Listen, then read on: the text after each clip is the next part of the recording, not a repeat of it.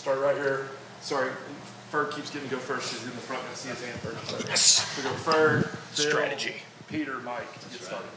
I can't even see Jason over there. Justin Ferguson, the Auburn Observer.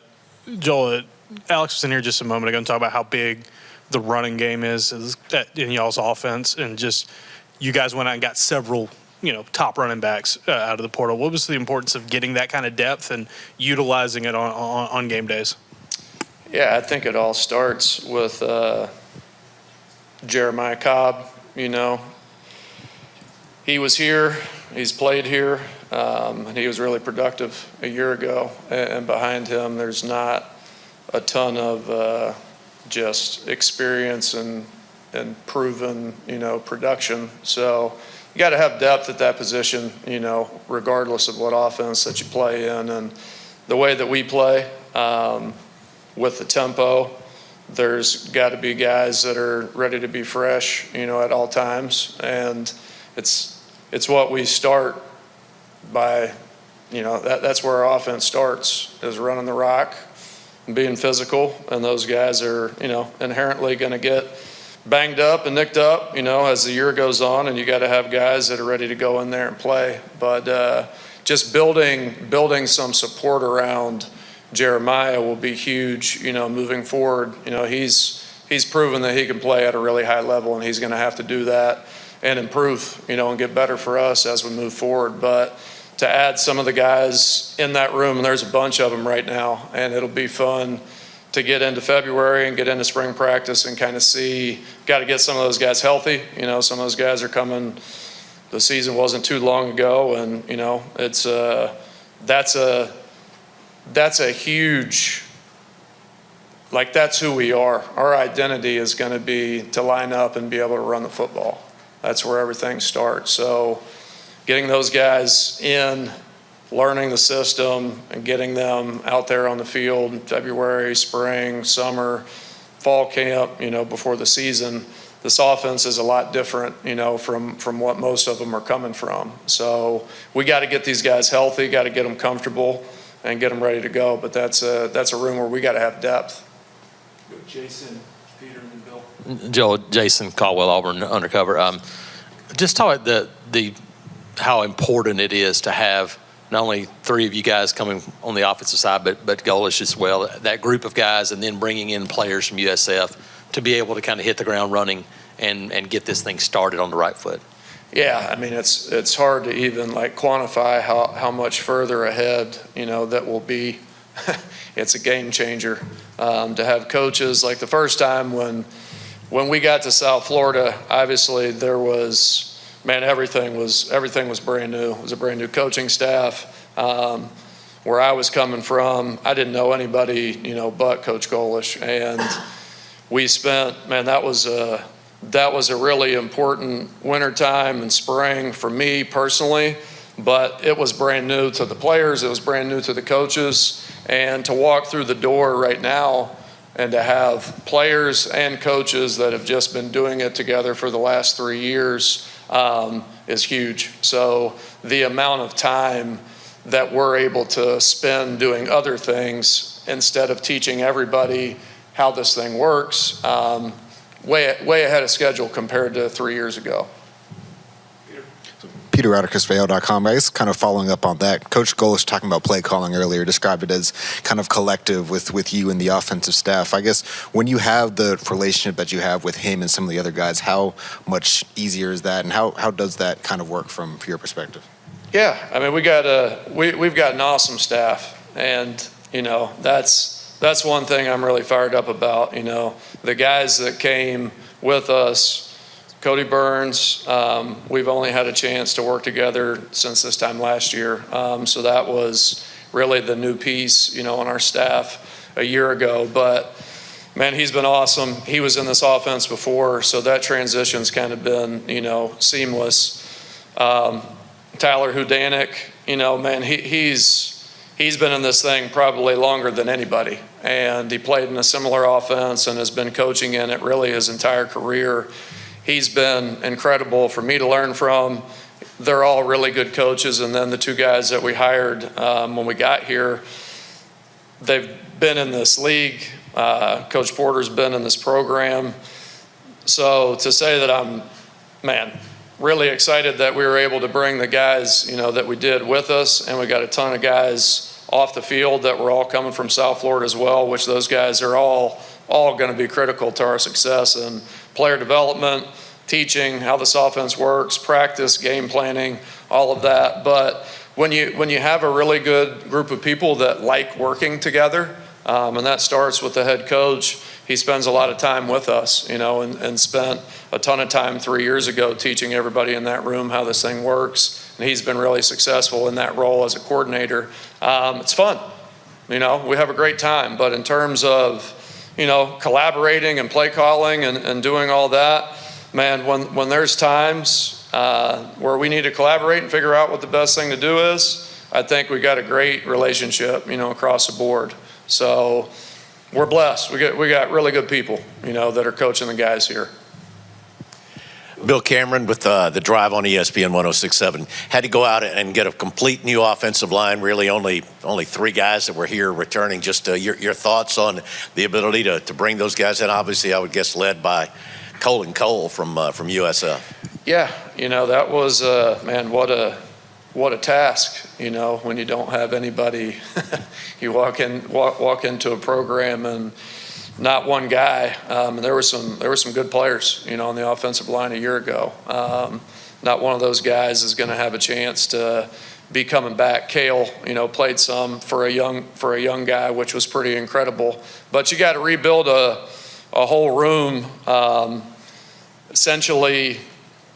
To come in here in January and come to a new school, learn a new offense, meet new coaches, and start over, kind of starting from scratch. To be able to bring the guys from South Florida will be huge. Cole Best really, what he did for us in the last year and a half at South Florida was you can't put you can't even tell anybody how important that guy was to just the culture, not just on offense, but the culture of that football team, specifically on offense, what he did with the leadership, with the offensive line, and then how he played on the field.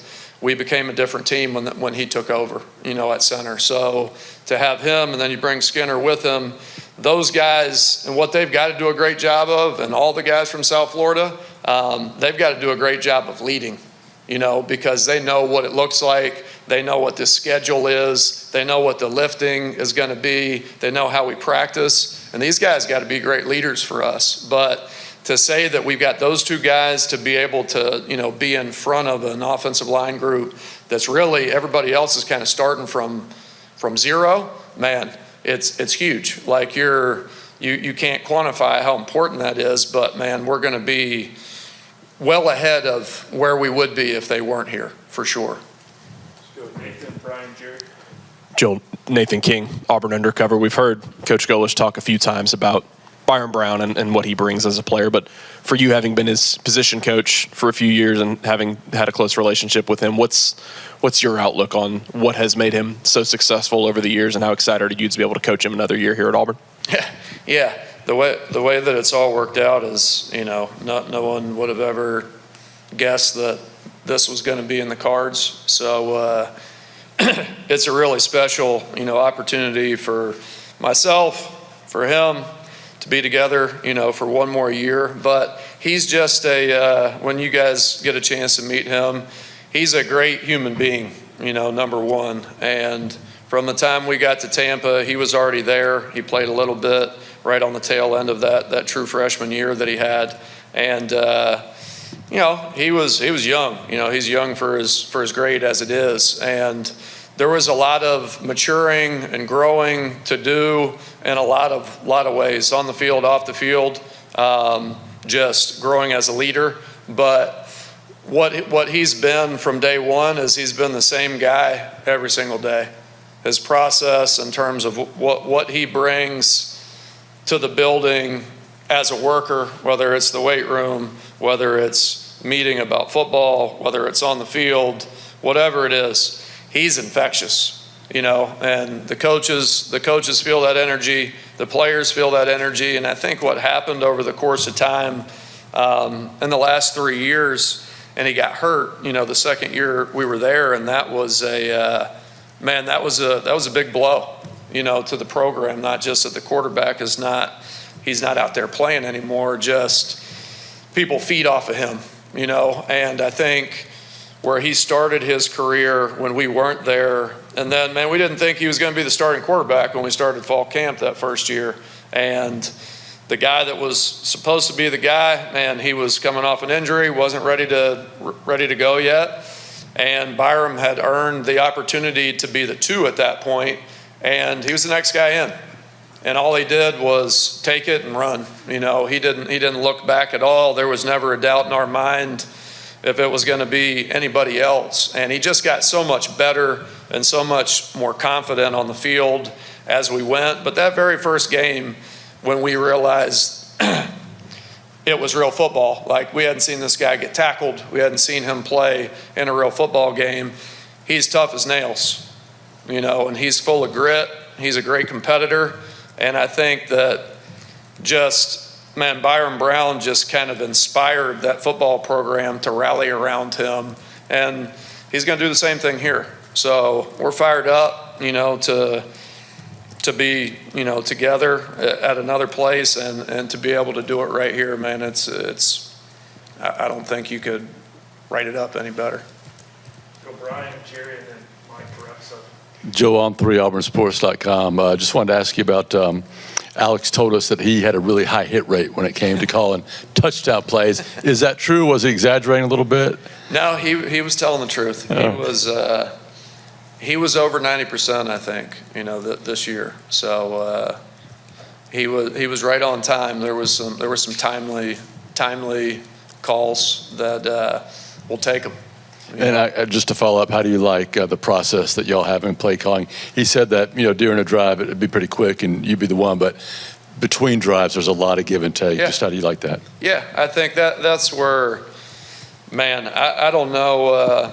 I've never really been on a staff, when I was at Iowa State, which is, my only other experience at this level of football.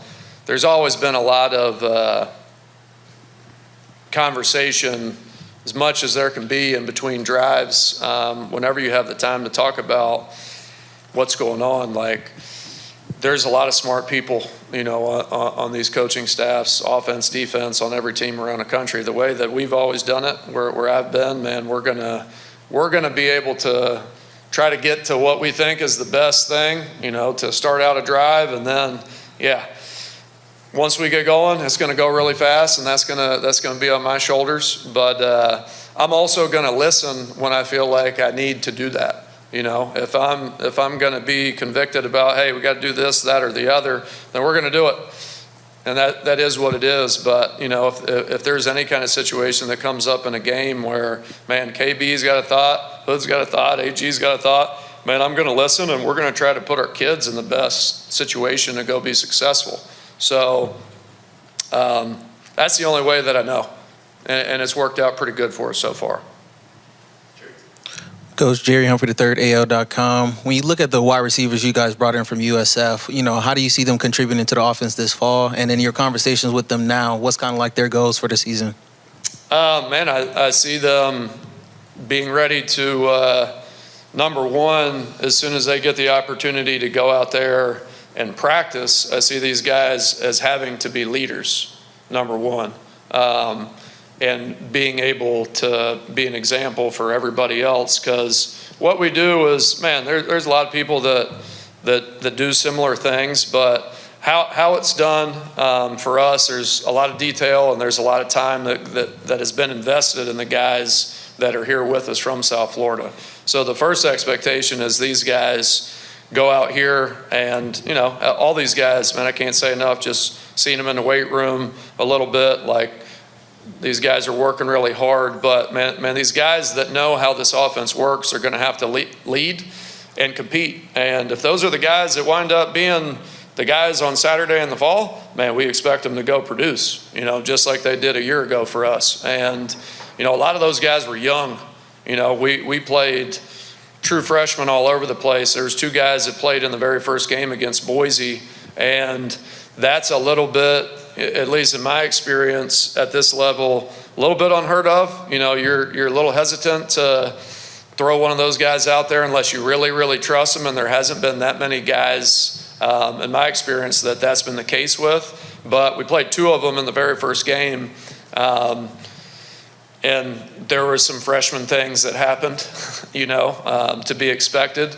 But then the very next week, one of them's got 7 or 8 catches, against Florida, as a true freshman on a pretty big stage. So I think that's a credit to Coach Burns. Like, these guys came in the door, and they're pretty intelligent dudes. They learned fast, and when it got to the season, we trusted them. They put it on video in practice in fall camp, spring ball. Some of those guys were with us in that first spring, and man, they were the best guys. So whoever that winds up being for us, man, we're going to expect them to go be as good as they can be and to be one of the best offenses in the country. Michael Gittens, War Report, Auburn.